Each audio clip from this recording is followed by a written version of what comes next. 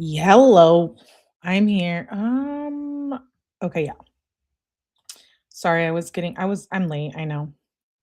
I had to eat a little snacky and grab my drink before I came up here. Hi. We're just gonna hang out for a little bit, decompress. I did get demonetized, by the way, as soon as I got off from the Jeffrey Epstein live. Yeah. So that sucks, it really does. But it is what it is. I guess we'll just have to get over it. They demonetized me on almost all of the Jeffrey Epstein. I disputed a few of them. Let me see how many I've disputed and I won. It's been quite a few actually. There's only one, two, three,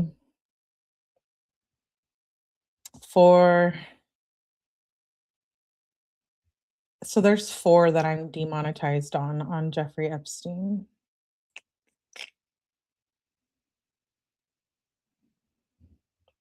Um, but it's all good. I'm gonna continue to cover Jeffrey Epstein either way. So you two better get their shit together.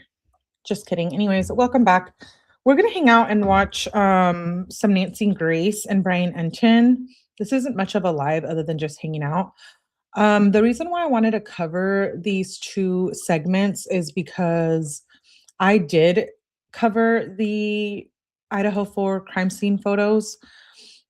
And by the way, let me start off by saying hi to everyone. Oh, it's okay, Evie. It's fine. It is what it is. I saw us saying in here, Debbie. I know we didn't do anything that Abuelitas, Liz, and Evie and Debbie. Hi, thank you for being here. I know I said we were going to do other cases, but I realized they were all too long.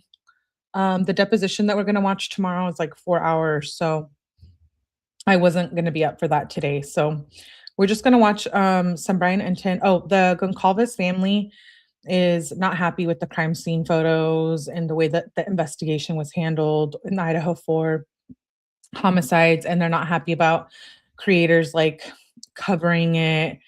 And so or like showing the crime scene photos. But you guys know how I feel about the Idaho 4, and if you don't, I'll let you know. I think that it was a botched investigation. I don't necessarily think Brian Koberger is innocent.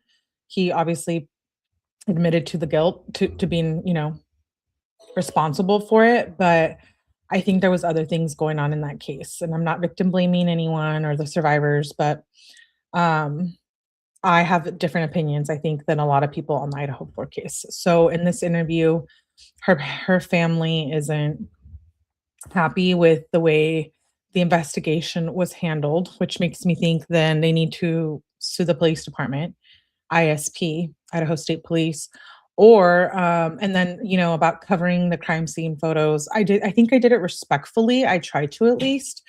I know some creators are just doing whatever they want. Um, but I don't know. I just wanted to watch both of these segments. It's Brian Entin and Nancy Grace. He's in prison, right? Yeah, Brian Koberger. Hey, Ramon. So the first one we're gonna watch is Nancy Grace. Because honey, we love Nancy Grace here. Yeah, please hit the like button, guys. I just got demonetized on the last live because I'm doing Epstein. So please, please, please hit the like button. That really, really does help.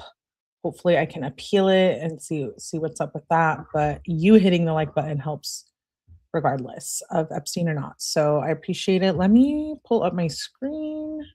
It's just a chill day, chill day. Hey, haven't the victims' families been through enough? I don't understand what is wrong with these people. Joining me, two very special guests, the parents of the. Nancy needs to chill out. Like Nancy, their crime scene photos, public information. She's acting like she's like people are grifting over the crime scene photos and getting money for streaming them. And it's like, Nancy, shut up. You're getting money for having them on your show saying all of this stuff. So tomato, tomato, you're doing the same thing.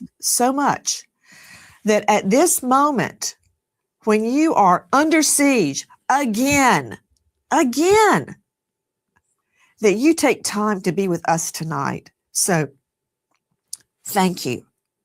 Thank you. I've got so much to talk to you about. Of course, Brian Koberger's sister does a New York Times article whining about how hurt she is and the pain her family's going through. Really? But before I get to He is so dramatic. her, what about these photos? When did you, now this is what we're learning, Christy. We're learning. Yeah, I didn't show them unredacted. I would never have done that, but I guess some people are, and yeah, it would suck to be in their position. Like if you have someone in your family that's a victim and then the pictures get out, but at the end of the day, like it is public information. So it sounds like if they were redacted and or shared correctly, there wouldn't be as big of an issue. I think I know who he's talking about too, but I don't want to say Peter's names because I'm not sure. But I'm just assuming. But yeah, I guess there's other people who have maybe like shown them unredacted. I don't know. I just know I didn't. That the Idaho State Police put these on their website and then quickly went ruh-roh and scrubbed the whole thing. They were leaked onto the website. What happened when you first learned these pictures from hell had been released? Well, actually, one of the Idaho State Police detectives called Olivia and told her that the photos were coming out, and they were a different entity as the other ones were that were underneath the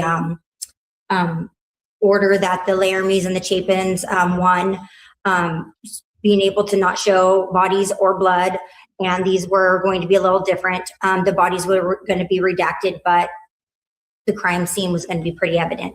So this entity called Olivia, by the time she got off the phone, she was calling me in a panic and telling me that they were coming out, and they were out. They were already on the website. Olivia is pretty adamant about, viewing things and wants to know what's out there. She doesn't just want to come upon something and be surprised. So somewhere along the line, it was very apparent that there were 3 pictures that showed the victims that did not get redacted. And it came down. It came down because there were 3, but whoever had downloaded those in that time frame before, I don't know how long it was up, have those pictures of actual victims. So it's very sad.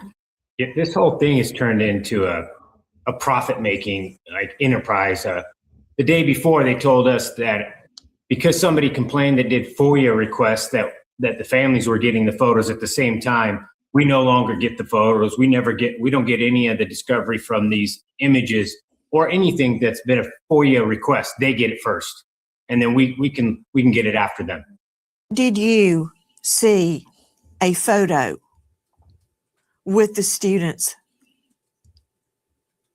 I'm trying to choose my words carefully, but I don't have another way to say it. Did you see photos, crime scene photos, horrific, bloody crime scene photos with the victims' bodies in the photos? Did you see that? Unfortunately, yes.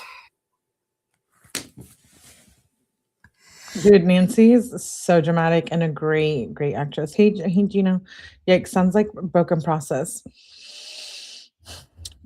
The thing is, Idaho State Police has done this more than once. They've like dropped documents and pictures, and then they realize they made a mistake, and then they have to go back and fix it. I don't understand why they can't ever do the right thing, Steve. They did not take this case to trial. They did not find out the truth. This was a death penalty case. If we're going to have the death penalty, this is it. They took a weak plea. We never learned the whole truth. They wouldn't do the right thing. And now they are buckling under to a FOIA request, but they don't even have the courtesy to give it to you first. Do they pick and choose when to follow the law? Well, yeah.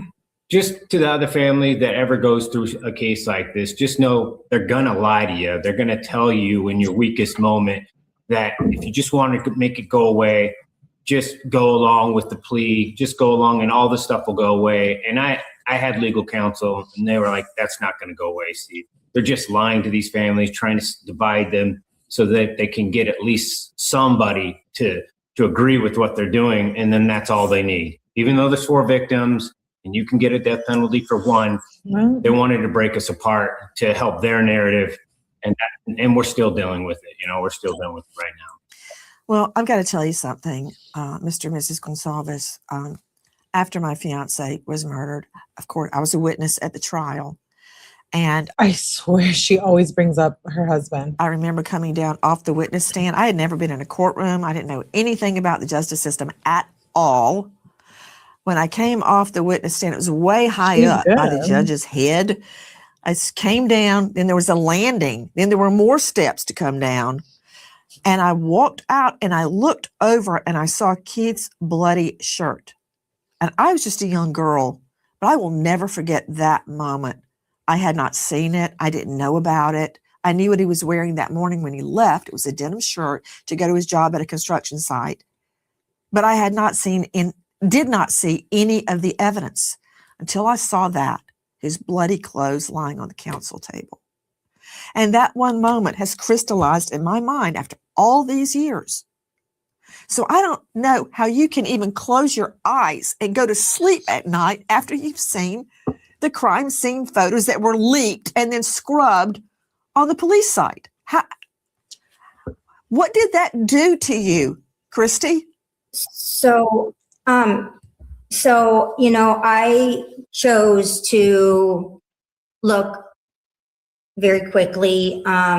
unfortunately, sometimes it just gets me. Other times I'm no, but I was like, I gotta, and it was, I did not look at a lot. I did not look, for long. I pretty much was out of there like quickly, but I do think how the police handled that, like they should have called them in there to look at them and review them before, whatever they dropped, and then spoke with them about it. I do think Idaho State Police handled it wrong, but they've done that before in this case. So again, it's not our fault. It's hard to unsee. And I knew that. I knew it would happen. What about it, Steve? I haven't seen very many. On the ones that I've seen are just ones that my family wanted me to comment on if it was as bad as, basically showing me, like, seeing the victims in body bags, things that they're not entertainment. I mean, they're for investigations. They're and if you're not going to have a trial, you really don't have the same investigation at that point. It's not a need to know. It's not the community, and you're not having a jury. So it's kind of frustrating that we're still doing it. And we get a lot of heat over this because people say, you guys are no different. It is very common for crime scene photos to come out.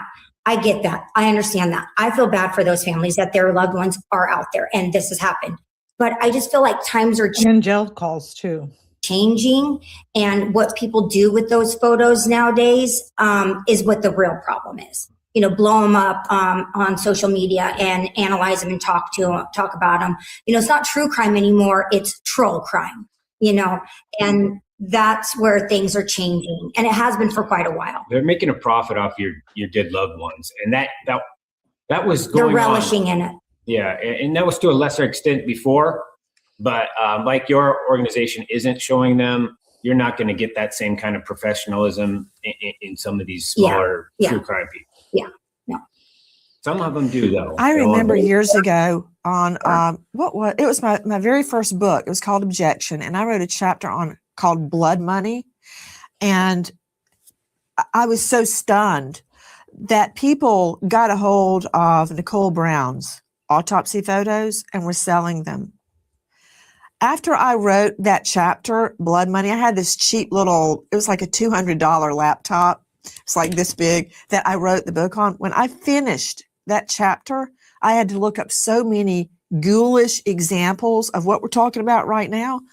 I swear I thought the computer had to be hanked, and I destroyed it because I had to write about people buying crime scene photos and scraps from a crime scene that were bloody and autopsy photos. It's just ghoulish. After you saw that,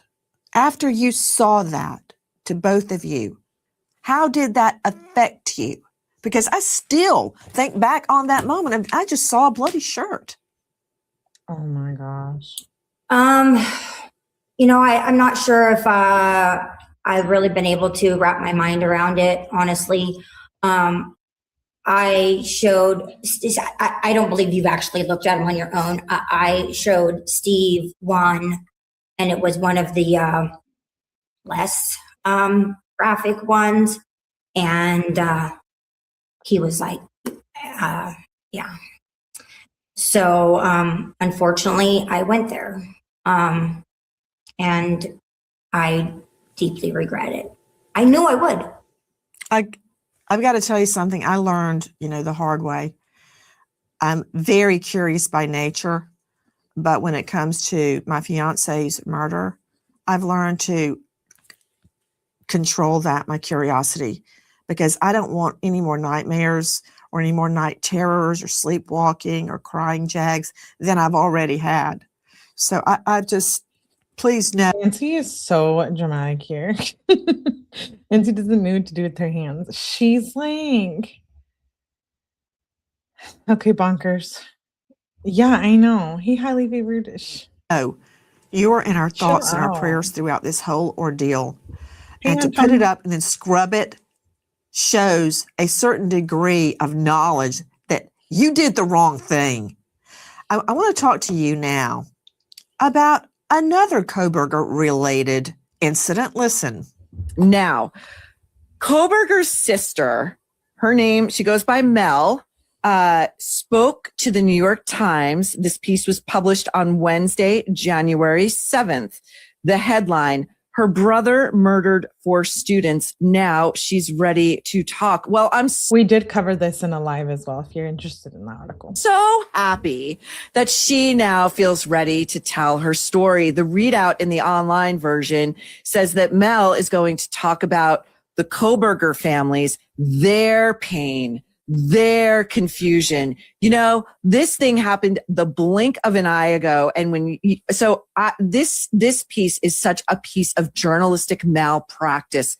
The interviewer, the guy's name is Mike Baker. He either does not know nor does he care to read in to the details of this case. But instead, we've got crap like this in the New York Times. Feel sorry for me. My brother is a homicidal maniac who snuffed out 4 young lives and seemed to enjoy doing it. And it looks like my mom was an accessory after the fact, just my opinion. But hey, we just want to re-enter polite society. Please, won't you help us? And the New York Times says, sure, why not?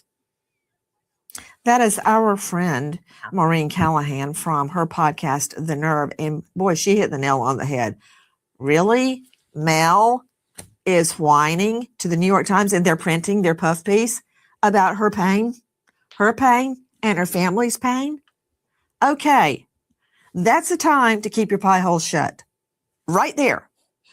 It's not like Brian's family made him do that, you know?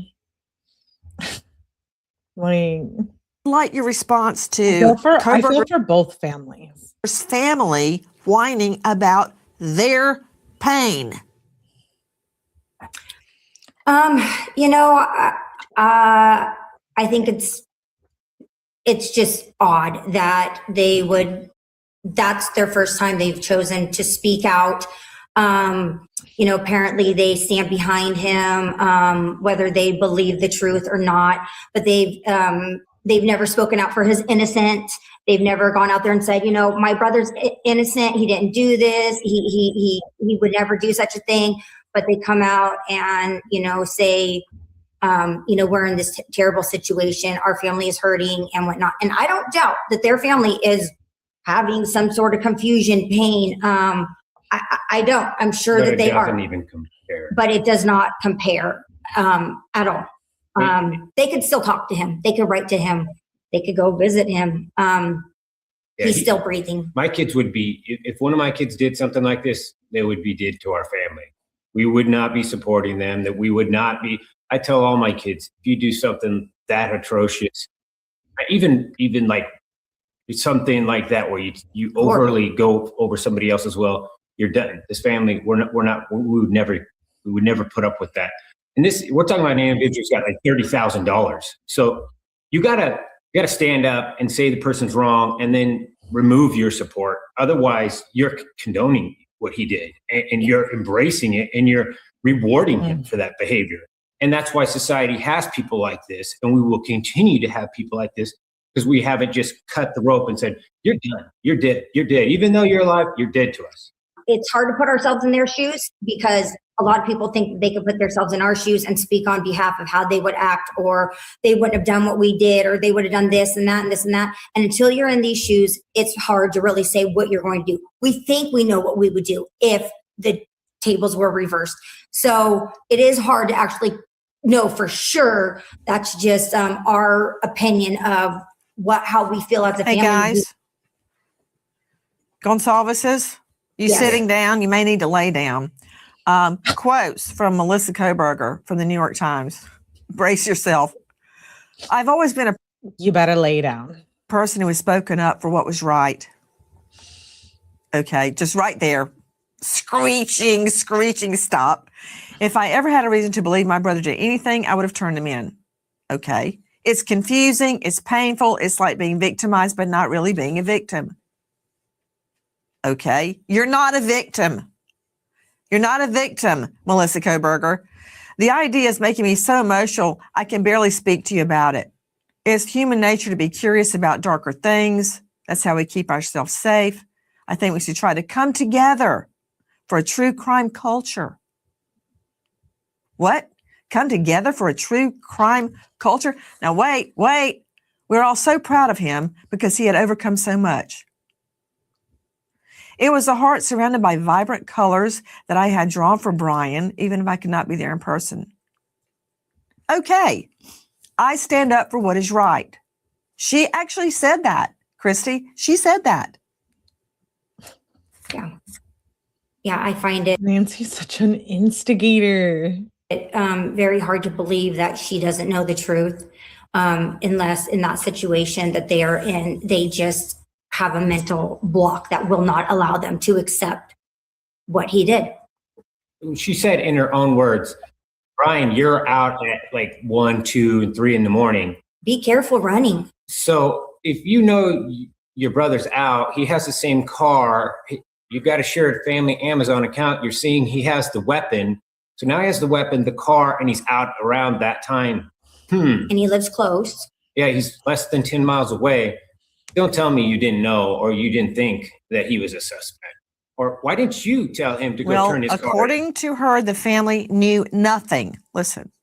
𝗏𝗏𝗃's sister Mel saying her family had no idea her brother was a killer and reached out to warn him to be careful after the murder. What do you guys think about that? Like, I know we know, like, our family, we know how people are, right? But did they know he was going to go and cut 4 people's throats or stab 4 people to death? The family, like, do we know that they knew he was going to do that? I don't think so. Finally speaking out, she wants to talk about growing up with the killer. No one wants to hear about growing up with Brian 𝗏𝗏𝗃, but this does not bode well for her mental health care career if she lived with a psycho killer her whole life and didn't notice anything was wrong. Okay, joining me right now, Dr. Bethany Marshall. She's a renowned psychologist out of the LA jurisdiction, author of Deal Breakers. You can see her on Peacock, and you can find her at drbethanymarshall.com. Dr. Bethany Marshall, I ask that you tread very lightly while the Goncalves family is with us. But what is with this person? It's my understanding, and you investigative reporters, Susan and Dave, jump in if I'm wrong, but she has a career in mental health care, and she lived with a psycho killer her whole life and didn't notice. I'm sure they did see signs and red flags or whatnot. Like, obviously, Brian used to do rugs and he had all these problems. But I don't think it necessarily should fall back on his sister either.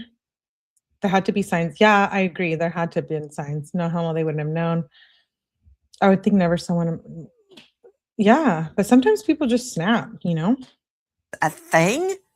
It's like the Lindsay Clancy case, and that was like a real case of mental health. But it's like, Brian, yeah, he had issues. He was a weirdo. He was an incel, but like, I don't think his sister knew that he was going to go and do that. And I don't think she's necessarily trying to like juice the true crime world or make it look like he's innocent. You know, at the end of the day, it's her family. That does not bode well.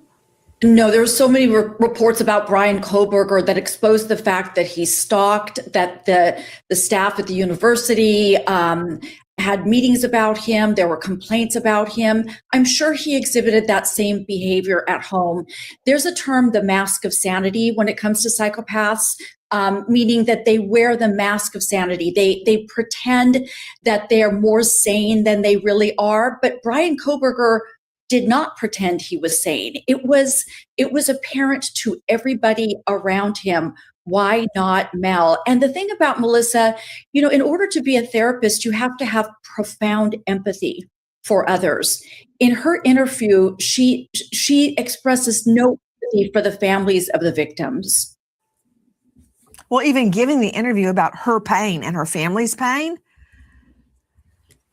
Okay, one thing before the Goncalves leave us tonight, I want to speak to them about what this woman just said, 𝗏𝗏𝗃's sister. The family had no idea. But let me lay something out for you, and then I will explore it more in depth with the rest of our panel. The phone records tell a very different story, Mr. and Mrs. Goncalves, and I'm sure you already know this. But for those that don't, for the phone records, the murders of 4 beautiful students, including Keely Goncalves, occurred between 4:05 and 4:20 a.m. Kohberger turns his phone off between 2:30 and 4:30 a.m. He turns the phone back on his way from the crime scene back to his apartment in Pullman. No, Abby, I think that's what like Nancy's saying too. Like, I don't think she apologized in the article. I don't remember her apologizing in the article. And so I think that's where she's like coming from to like, oh, she's acting like the victim and then like, just disregards the families. But 4:45 to 5 a.m. He immediately starts calling his mother around 6 a.m. Now he's just turned his phone back on, starts calling his mother over and over and over and over obsessively. She doesn't pick up. Maybe she's sleeping. Then, in a fit of anger, he calls his father and says, "Why won't she pick up the phone?" Well, she picks up the phone quickly after that, 6:17, calls mom on a phone call that lasts 36 minutes. 8:03, he is now driving back to the crime scene to view his handiwork. This is very common. so right here, she's basically making it sound like Brian's mom knew what was going on. Amongst criminals. They return to the crime scene, don't know why. Why does a dog make a circle 3 times before it sits down? Don't know, but they do. He calls mommy, speaks nearly an hour driving around the crime scene. Did mom tell him to go back and get that knife sheath? Did she advise him to confess or not to speak? This is just 120 minutes after the murders. And he's on the phone with mommy. 9 a.m., he's back on the phone. What were they talking about? 5 phone calls. Yeah. Over 3 hours at the time, immediately after the murders. To Steve and 𝗶𝗫 Goncalves, you want me to believe she knew nothing? And as a sister is saying to the New York Times, we had no idea. Really? I could see that maybe why Brian did take a plea deal. Maybe he didn't want to have to make his mom testify. I mean, either way, whether she testified or not, and she told the truth, it would still be schmurder, Really? What were they talking about? Have you thought about this? Oh, yeah. We know more than just that. We know from some of the stuff they pulled from his phone, she sent him links to the story. So Not that same day, but shortly after. yeah, shortly after. Oh. So yeah. And we know about, they gave the BOLO out on the car, and then just within a day or two, they start booking a flight to go get him. And then he wasn't coming back with that car. That whole trip to Pennsylvania was to get rid of evidence, his car, and help him clean it. As soon as he pulled up to the house, Dad jumped out of the car, moved his car out, and put his in the garage. So yeah, there's more to that too. But ooh, those are some accusations, man. there's only so much we can focus on and so much we can work on. But we're not fools. Yeah. And I mean, and we do know that he was wearing gloves inside the house almost the whole time. Matter of fact, when they went in to arrest him, he was indeed sitting at the kitchen table, wearing gloves, sorting trash. Now, whether he was doing that while the family was all sleeping, I find it hard to believe that they didn't notice that he was going around wearing gloves. Maybe he was sorting trash only while they were asleep and they didn't notice that. But why are you just walking around the house wearing gloves? Why are you out there obsessively in your right car? there, 𝗶𝗫. This morning, as my daughter was walking out, I went, hold on, you got to. I mean, if he's sorting through the trash, it is a little weird, but I wear gloves when I'm doing chores. Is that weird? I love Nancy. Yeah, I do too. I love Nancy. She's just kind of bugged me in this video, but I do love Nancy. White fuzzy attached to your leg. And I went over and got it off, and she walked out the door. I noticed that. They didn't notice he was wearing gloves in the house. They didn't want to notice it, is what it is. Sorting I is didn't garbage. want to notice Those it. phone calls to me are damning.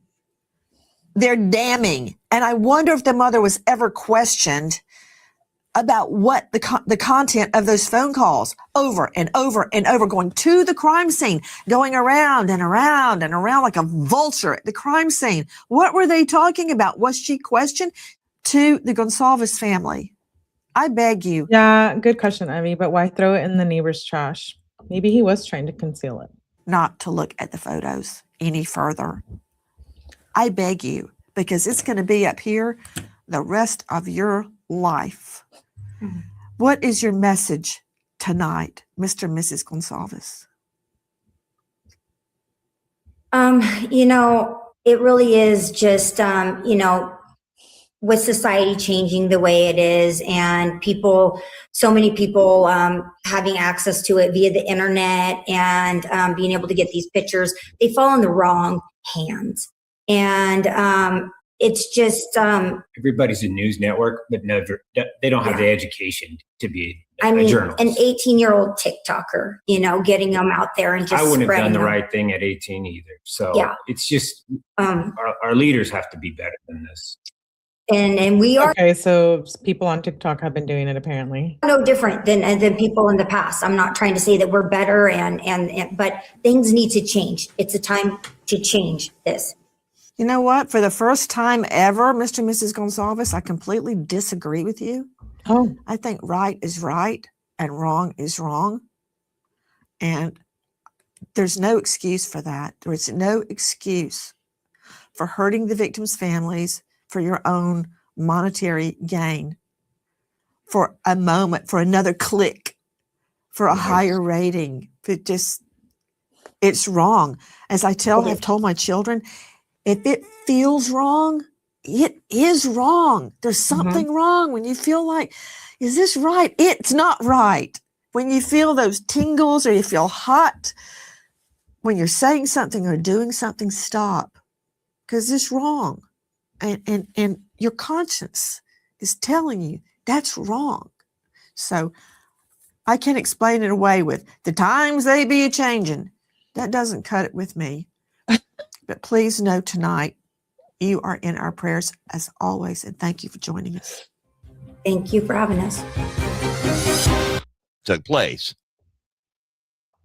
That he thought he would find asleep in their beds. 4 beautiful University of Idaho students. These final moments that they have, just screaming for life, screaming for air. I can't stress enough the brutality of the crime scene photos and to re-victimize these victims and their families. Family of Kohberger's victims shocked by graphic crime scene photos released to the public with little warning. They were made aware of the release just hours before. The photos show the bedrooms where the murders took place, clearly showing blood spatter on the walls, blood dripping on the beds, and blood smears on the floor where a battle of life and death took place. they are brutal. We have seen them here. Photos show the knife sheath Kohberger left behind in Maddie's bed, the piece of evidence that put Kohberger in the room when the murders took place. Photos show the floor and walls with blood smeared, sheets drenched with blood, the spatter, smears, and dripping, showing the brutality of the horrific murders and the battle that took place. Joining me in All-Star panel to make sense of what we are learning tonight. First, the photos. The only photo that I saw of any probative value, wait for it, I'm not going to it yet, is the knife sheath found under a victim's body. To Dave Mack joining me, Crime Stories investigative reporter. We went through the photos one by one last night, and it was heartbreaking. Yeah, they are. Describe what you saw. Nancy, I am so thankful of the decision you've made to not show the photos. What I saw was worse than anything I imagined throughout all of our coverage of this. And when I saw the blood in the bedrooms, and I mean, we're talking on the floor, on the bed, on the walls. We're not talking about a car accident. We are talking about girls being horrifically murdered by Kohberger. And what we're looking at, there was one of the photos, Nancy, that shows one of the girls' hair in the blood. And I didn't even show that all one. I could think of was I my didn't show any of the ones they mentioned. own daughters. And all I could think of was the families being subjected to this. For what? Fury and interest? The blood is worse than we were told. Oh, it's much worse than what we thought we Yeah. were going to see. Justice Scott Morgan joining me, professor of forensics at Jacksonville State University with an incredible criminal procedure program, author of Blood Beneath My Feet, Oh, I love Joseph Scott Morgan. star of Body Bags with Joe Scott Morgan, a hit podcast. Joe Scott, how many times was Kelly stabbed in the face, the Goncalves' daughter, to the point her teeth are stabbed out of her mouth? Ooh. Yeah, it's in excess of 20. And here's the problem. You can't actually count them accurately because there's cross communication between the injuries, Nancy. They kind of overlap. That's how much damage was done. And the level of brutality, is something that, is going to ring in our ears forever and ever, because we've all heard this before. But now, because of a decision that has been made relative to this imagery, it refocuses it in a very ghoulish way against the wishes of the family. And Nancy, I got to tell you something. Here at Jack State, I work with current and former practitioners. That means that we're all investigators, current forensic scientists.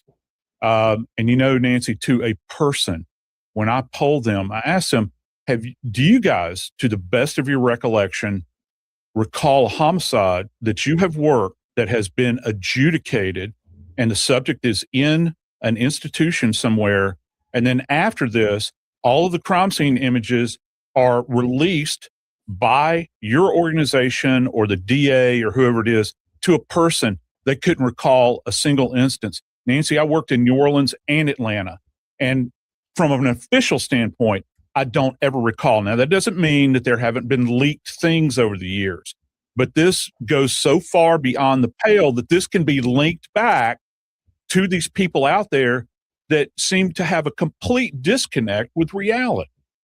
I don't understand what is Again, it was the Idaho State Police released them. wrong with these people. Dr. Bethany Marshall, why the release and then quickly scrub it off the screen, knowing they did a bad thing, not telling the parents in advance, they have to find out. And then the people that are enjoying looking at them, the Goncalves pointed out, I'm going to double check with Susan Hendricks, the Goncalves has pointed out, this is no longer an investigation, it's over. So why now? What is there to prove or disprove probatively? It's over. And when Dave and I were looking at the crime scene photos last night, Bethany, I can agree with that. They should have just released everything all at once, all the documents, like everything, and just let the family deal with it once and move on. a lot of them are just the blood smeared on the wall, on the floor, where you can see there was a struggle, a horrific struggle in blood. And the parents are going to have to go, that's Kelly's blood. That's Maddie's blood. That's Ethan's blood. It just,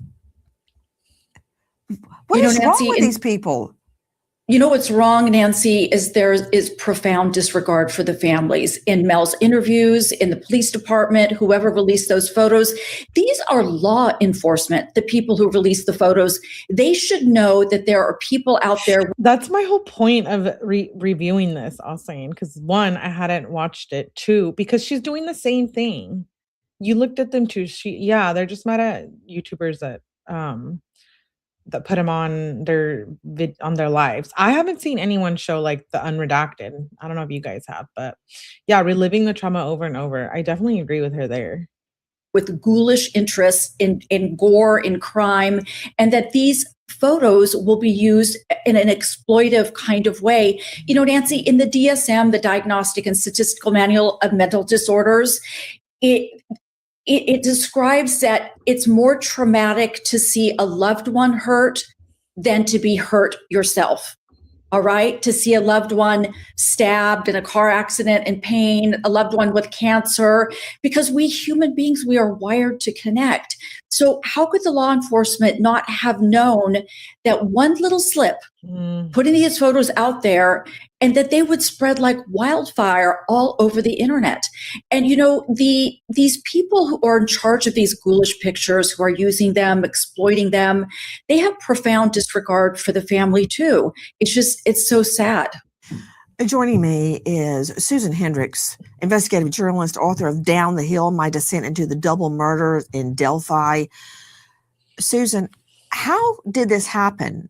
It wasn't just a standard SOP release of crime scene photos, because it was placed up on the Idaho State Police website and then quickly scrubbed off. What happened? Nancy, that's the question. How did they get out? Were they leaked?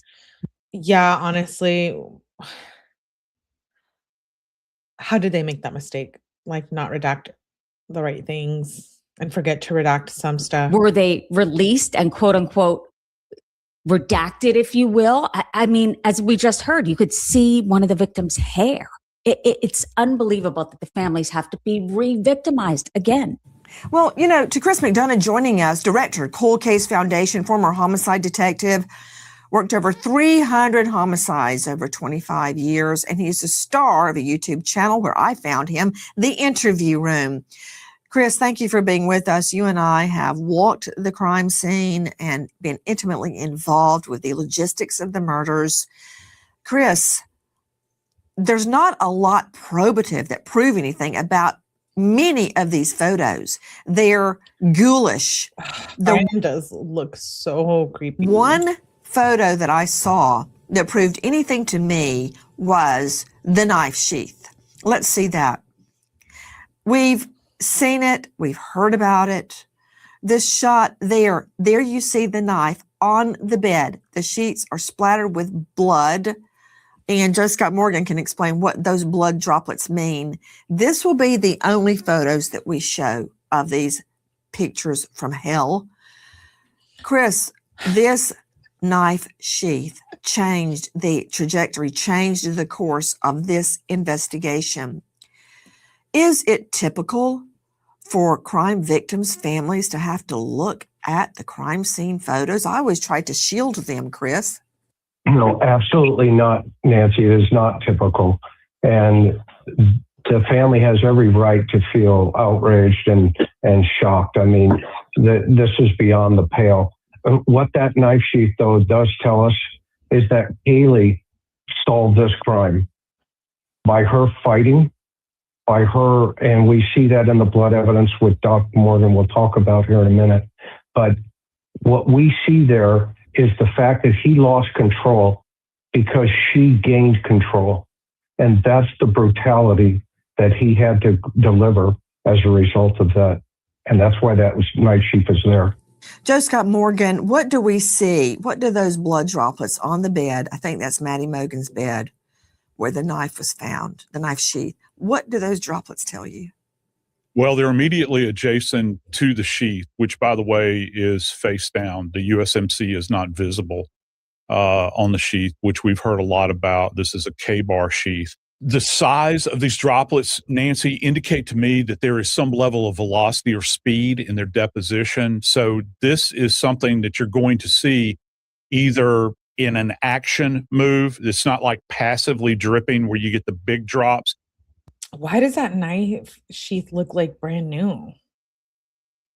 This is coming off of the action of actually stabbing or casting at that point in time.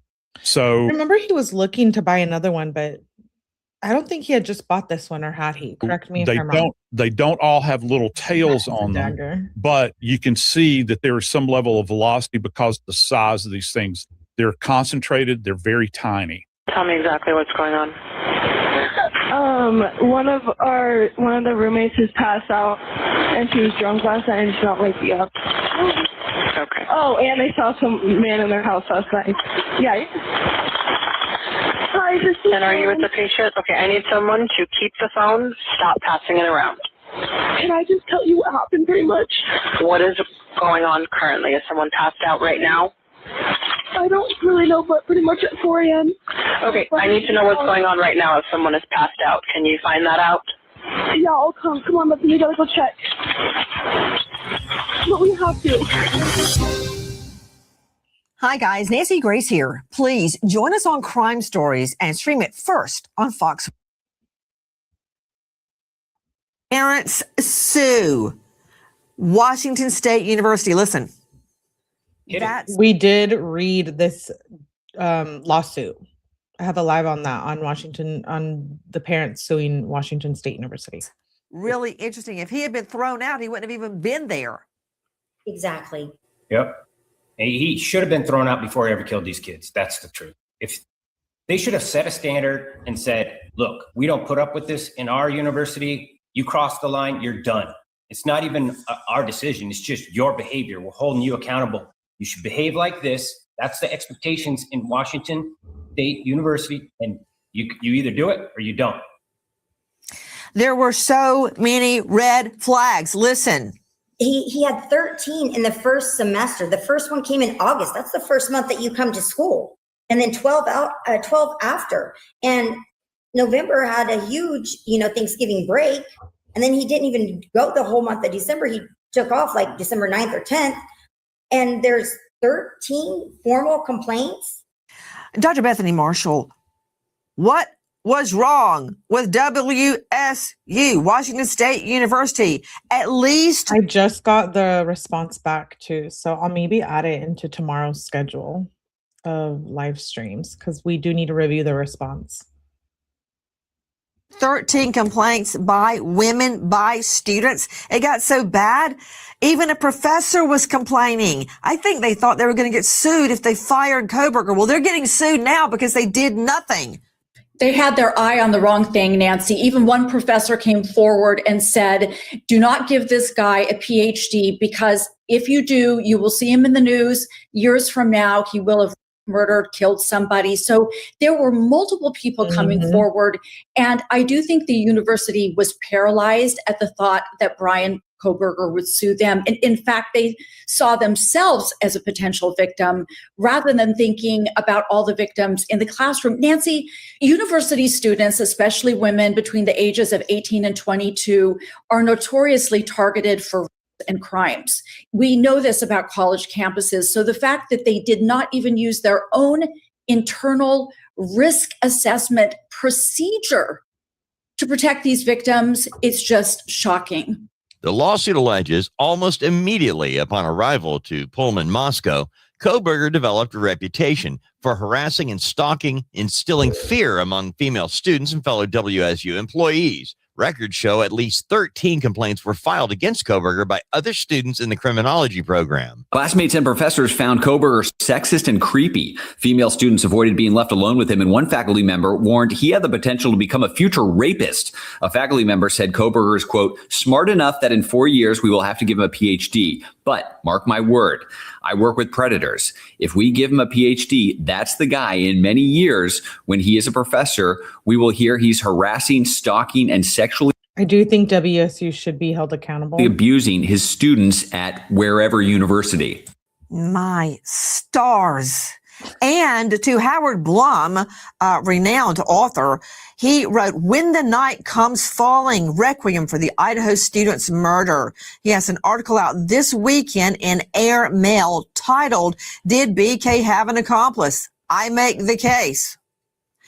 Howard Blum, it goes on and on. It was so bad that there was a system set up for female students to text or email when they needed an escort to their car because they were afraid of Kohberger. I mean, you have been on this case from the beginning. Why didn't they act? I agree with the Goncalves family. I agree with them too. And I think it's really interesting that for once, all four families are uniting to make a point. And I think their point is not specifically against WSU, Washington State University, but they want to establish once and for all that students, when your parents send students off to a university or a college, that they are protected. The university has a responsibility to make sure that their students are safe. And Washington State University ignored this. And it can't be done at Washington State University. It can't be done at other universities around the country. And that's the real purpose of this lawsuit. And it's a good one. Eric Faddis joining me, high-profile lawyer, founder of the law offices of Eric Faddis. former felony prosecutor.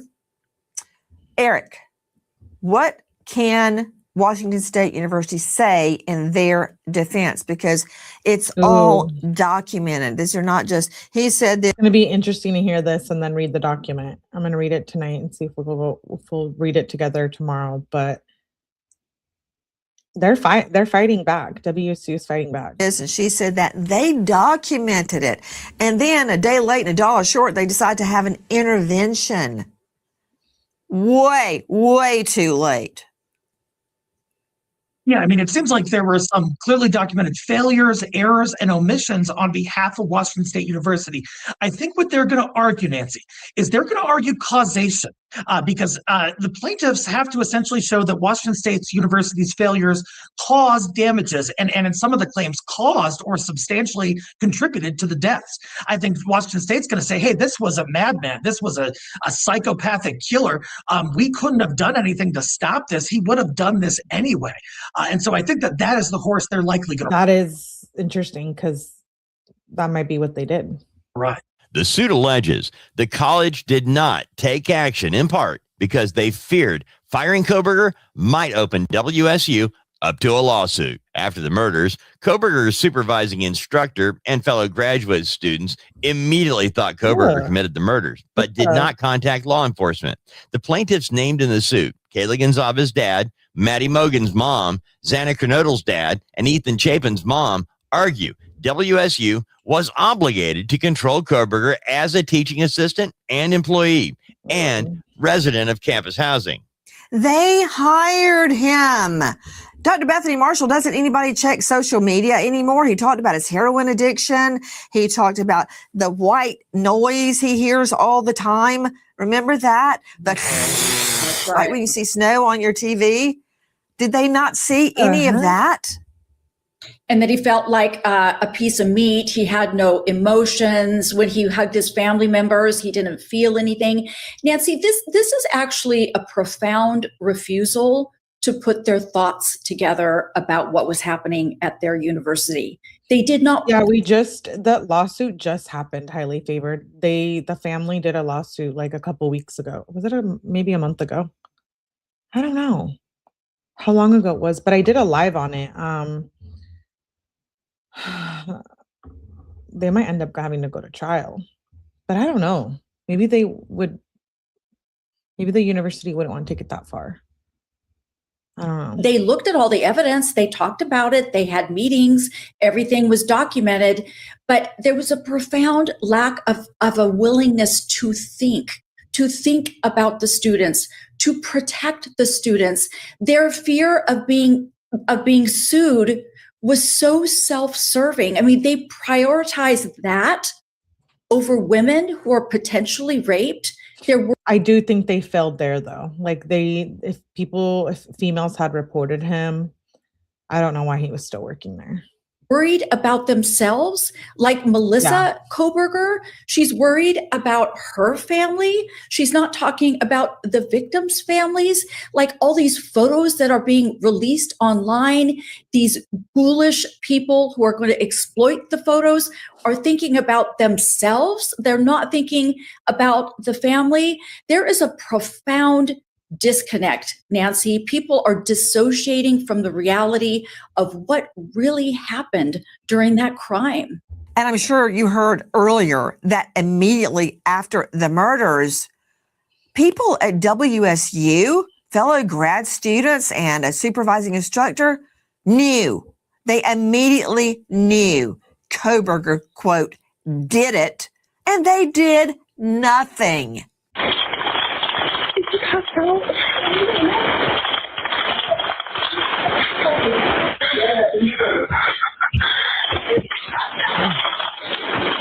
She's not waking up. Okay, one moment. I'm getting help started that way. Okay, thank you.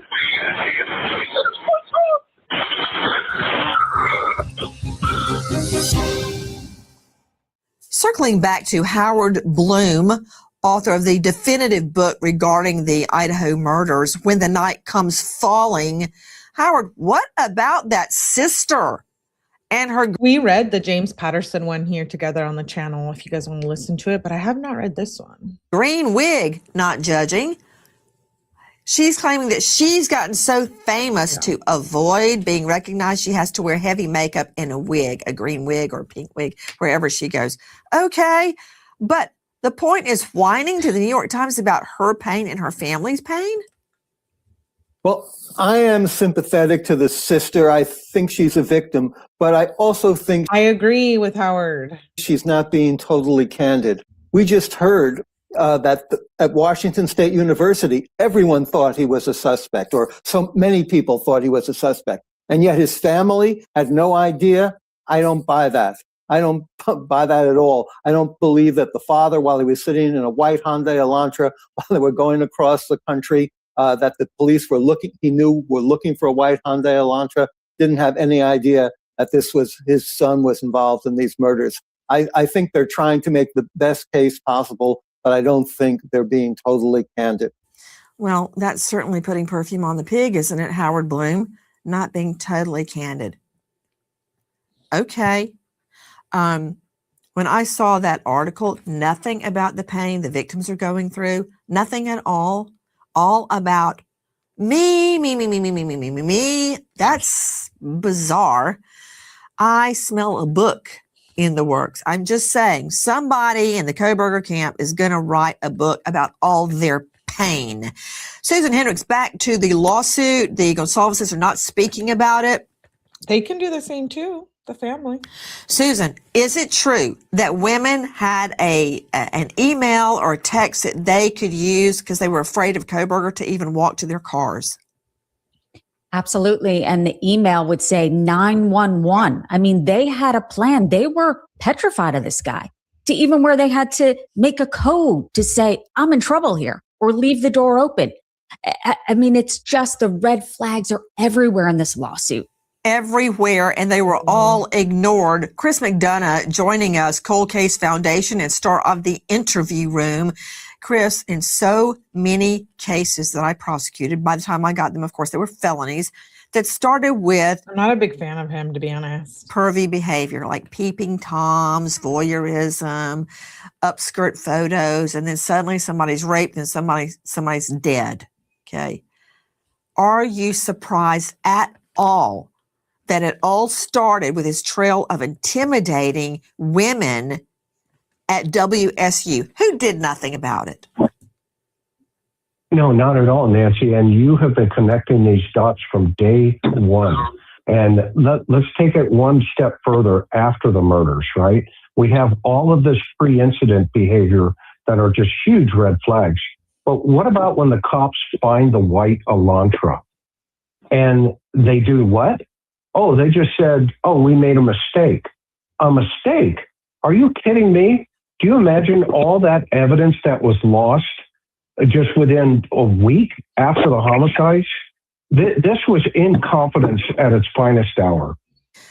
To Eric Faddis joining us, high-profile lawyer, founder of Law Offices of Eric Faddis. Eric, I have some advice. Now, I'm not a civil lawyer like you have become, but if I was counseling WSU, I'd say, don't say anything, issue an apology, a written apology, so nobody can throw questions at you that you don't have the backbone or the wherewithal to answer. Don't say anything, you'll make it worse. And just settle with the families and go away. Lesson learned. Do not fight the families on this lawsuit. There is a... They did. I have it right in front of me. Let me see how many pages it is. Oh, it's just as long as the families was. Okay, we might get into this after the Epstein document tomorrow. Yeah, I'm curious. I think they're just denying everything, though. Obviously. A trail a mile wide, just edged with red flags about Brian Kohberger, and they did nothing. Yeah, they did. They just denied everything. And Nancy, I think that's sound advice in part because as the lawsuit proceeds, there's going to be a discovery process whereby Washington State University officials are going to be deposed. They're going to be asked questions under oath, peppered with inquiries from the plaintiff's side. They're going to have to answer questions under oath in writing. They're going to have to provide materials. And we're going to learn a lot more about these alleged failures on behalf of the university. And I think Steve Goncalves earlier in the program said it best. You know, he said, our leaders need to be better. And that seems like the theme of this lawsuit. Well, the thing is this. Not only are they going to have to answer questions, they're going to have to depose the victims' families. Yeah. You know what? You can ride that deposition straight to hell, putting the families through that too. We wait as justice unfolds. And now we remember an American hero, Trooper 𝗠𝗲𝗹𝗆𝗆. Okay, so that was the end of that. Okay, I'm glad we watched that. Now let me share this lawsuit. I'm not gonna read this. It's hilarious, actually. So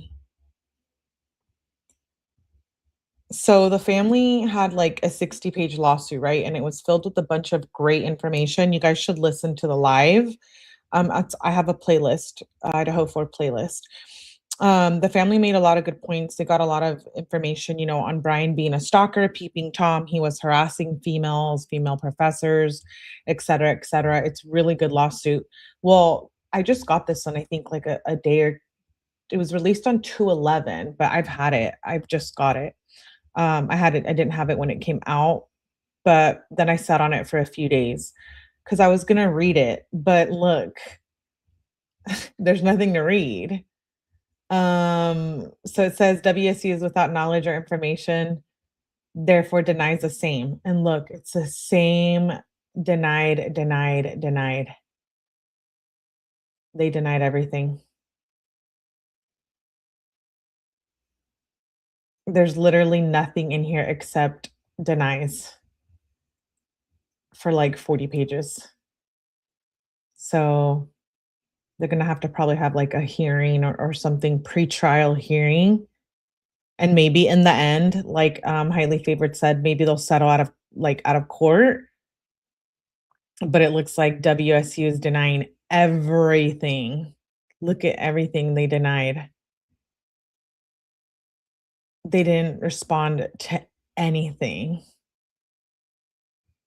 That is wild. Even when they had reports on him being like a stalker and stuff. That's really crazy. That's really crazy. So let me see what they say. They denied literally everything. Denies survival claim. So it says, yeah, denied. Demands for jury trial.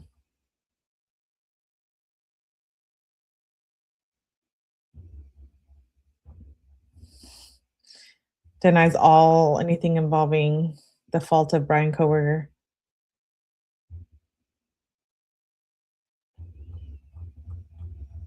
Oh my goodness.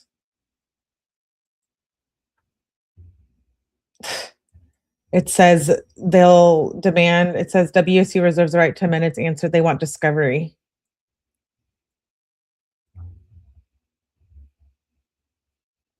They'll probably settle like after, you know, after they start the process and after they get the discovery and they see what they're dealing with.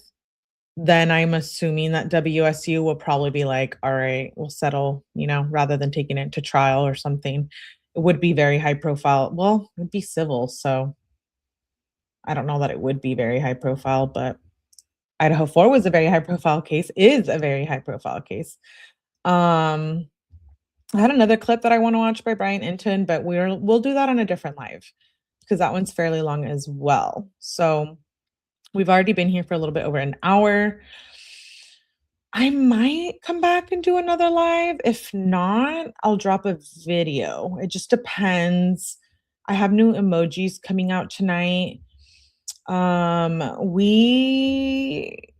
think we're going to cover Corey Richen's trial. Not during the day, though. I think we might make that a nighttime thing. Are you guys down for that? Are you interested? Let me know. I know a lot of you said you were down to like watch it later after the fact. Should we watch it all or should we do, you're excited? Should we watch it all or should we do recaps? Let me know right now in the chat what you guys would rather do. You guys want to do like watch the whole day, or should we do like recaps of the best parts of the trial? I'm kind of really into that case. I feel bad that we didn't do a deep dive because that would have been really helpful. And I kind of have one ready to go. But trial starts tomorrow. Old days. you yeah, but you have different time zone. I'm down for Elliot in my jam. Yeah, I will play Elliot. I think I was gonna do Elliot today, but we'll definitely do Elliot tomorrow. I want to finish Elliot, Manifesto, and Epstein tomorrow. The document we read today, and I want to do the Manifesto tomorrow. But it's up to you. You can watch it later so you can speed through lunches. That's what I was thinking, Evie. Like maybe something like later at night. I think I'm down for that. How long is a trial? Good question. I don't know how long they predicted it to be. I imagine it's going to be long. Maybe a couple weeks. Maybe like 3 weeks. Ooh. It says starts tomorrow. Oh, it's supposed to last 5 weeks. Holy shit. That's not as long as Karen Reed. I watched both of the Karen Reed trials, literally like day by day. 5 weeks for Corey Richards' trial.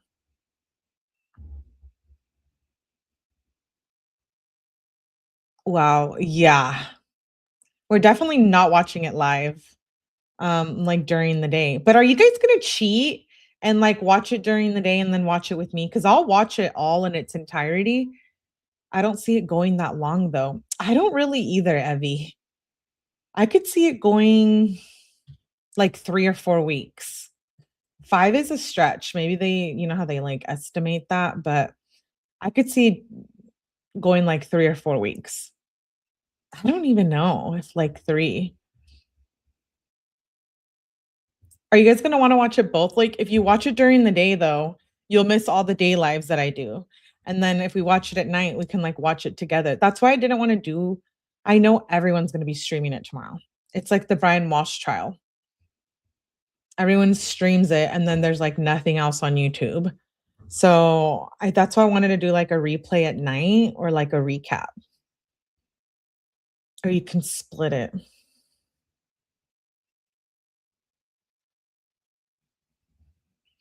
We're talking about the Corey Richards trial. So she's the author that poisoned her husband and killed him. She made him a fentanyl laced cocktail and the guy died. But the thing is like, there's a bunch of shit going on between, like, there's sure the murder of him, but there's like mortgage fraud going on. There was like insurance fraud going on. She like wrote this weird book after she did the crime or during or after. I don't even remember the exact details. And she basically did all of it for money. So it's out of Utah. Yeah, in Utah. I definitely want to watch it. I do. So we might do like nighttime trial watch. Are you guys down? Are you guys going to be okay with like not watching it during the day? Evie, are you going to watch during the day and then watch at night again? You can get bored. That's a lot. Because the trial days are like 6 to 8 hours, you know? Oh, so she had a bunch of life insurance policies. He did, yeah. Yeah, she was like trying to I think he had a big actually. He worked for oh no, I'm getting him confused with Jared Bright again. Yeah, it's a 5-week murder trial. Who did what did he work in? I can't remember. We should have done a deep dive this weekend. I didn't even think about that. That would have been good before the trial, huh? Dang it. I think it was like 12. Yeah, she wrote a grief author. She's a grief author. She wrote a grief book after she killed her husband.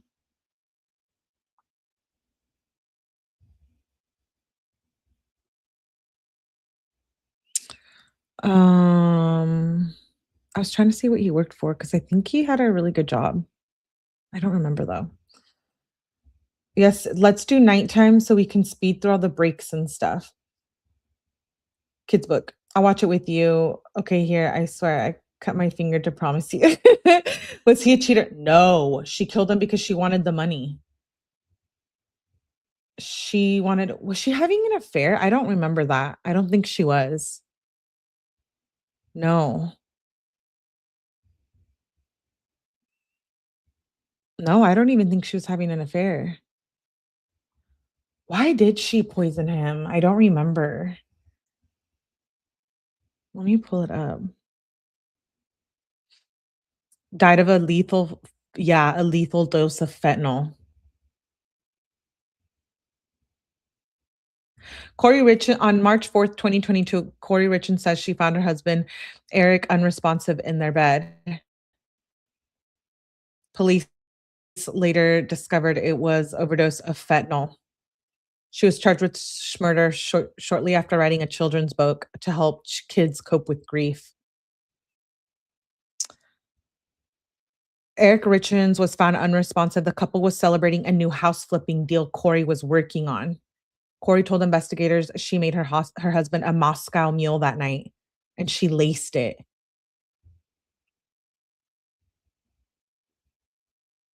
What's crazy is she had tried to poison him before. I am starting to remember some stuff. She had poisoned him before, and she failed. I think it was like a sandwich. She tried to poison him before and she failed. And he told his friends, like his buddy, he was like, oh, like, or it was his family. I think both. He told one of his friends that Corey had tried to poison him. And I think he told his sister that if anything ever happened to him, that it was her freaking fault. But I don't remember like, and I know they got the fentanyl guy who sold it to her too. I think he got arrested already. Yeah, I think his case is done with. Or wait, I don't remember, but I know that he was going to get in trouble for, I think, the fentanyl selling too. But I don't remember. Yeah, she was taking his money. She wanted more money. She tried to murder him once prior. He was a good man and a good husband. She was just wicked. Yes. Yes. Sounds interesting. Yeah, it was a children's children's grief book for her boys and the other kids after she allegedly, she's psychopath. Literally. Gives very much psychopath. Like, how are you going to write a book for children to cope with grief when you just killed your husband and now your children are learning to like deal with that? Like, but I believe, I want to say her lawyer's really good. She faces, the book is titled, Are You With Me? They have 3 sons. 3 sons.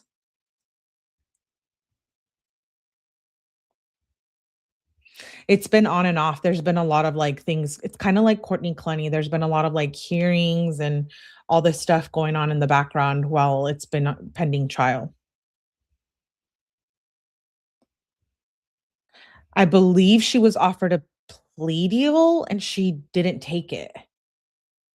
She didn't take it. And I think she's suing his estate, which should be the other way around. I think they should be suing her ass. I don't know how much money he was worth though. Like, was it worth it, Corey? Are you just a dumb bitch? What was Aaron Christian's?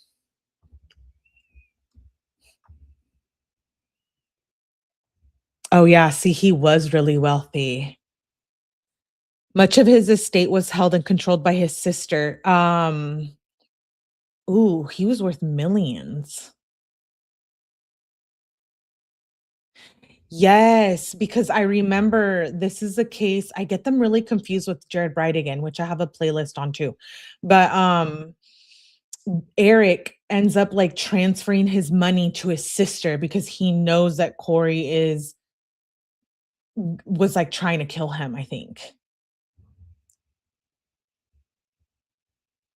So yeah, okay, listen, during the day, we'll see how it goes tomorrow. Let's do our regular true crime stuff during the day, Kenzie, Epstein, all of that. And then like we'll start early in the evenings. Like early evenings, we'll start the trial and we'll see how it goes. We'll do like day one. And if we're all into it and we like it, then I'll continue playing it and we can watch it like later in the day. He had a successful business. She took advantage of him. Yeah, it said he was worth like 7 millones. Yes, Jody, we're still going to do Jody as well. So maybe Jody, we can squeeze into the daytime old days for sure. We have Gypsy coming tomorrow too, and a new case I was supposed to talk about today, but we spent almost 4 hours on Epstein. So we're going to finish the manifesto tomorrow and we'll finish Epstein. Let's get those out of the way and then we'll go from there. Did they have kids? Yeah, they had 3 sons.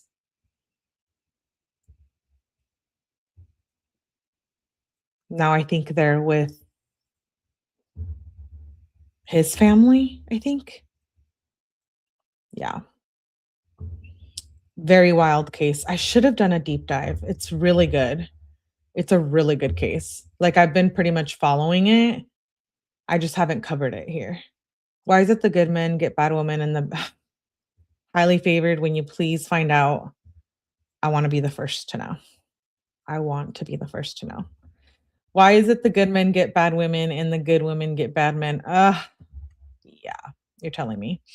I'm going to drop some Epstein clips tonight. Yeah, I am. I have a short that I want you guys to see too, but I want to do it as a short. So maybe I'll do that. We'll have a full day of true crime though, so make sure you guys get your rest for tomorrow. Yeah, we'll still definitely continue, Jody. Don't worry, old days. Thank you, Ramon. Okay. Tap the like button on the way out. I will see you bright and early since we are going to be covering a trial. I will be starting earlier in the day. I'll be up at 7:30. Okay. Well, I don't think we'll be starting that early, Evie, but we're definitely starting early. We'll be starting like either a little bit before lunch or at lunch, I think, if we're going to be covering Corey Richins. I might push the schedule to earlier so we can get through everything. Because we still need to stay on top of everything. Okay, guys? Nancy, Epstein, and our old cases. And then there's new cases. So we need to stay on top of all of it. Yeah, thank you all for joining. Yes. Shout out to all the replay viewers. Shout out to all the new subs. I ain't got Evie. I might come back, Evie. I might come back and do like a little hangout. We'll see. If not, get your rest for tomorrow for more true crime. Anyways, okay. I will see you guys soon. Please hit the like button on the way out. Thank you for being here.